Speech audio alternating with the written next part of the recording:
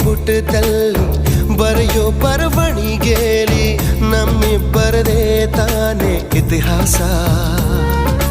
ಪ್ರೀತಿ ಎಂದರೆ ಹೀಗೇನೆ, ಕಾಲ ಎನ್ನುವ ಕಾಲನೇ ಬಿಟ್ಟು ಬಾಳುವುದು ಗೊತ್ತೇನೆ, ಲೋಕ ಎನ್ನುವ ಲೋಕನೇ.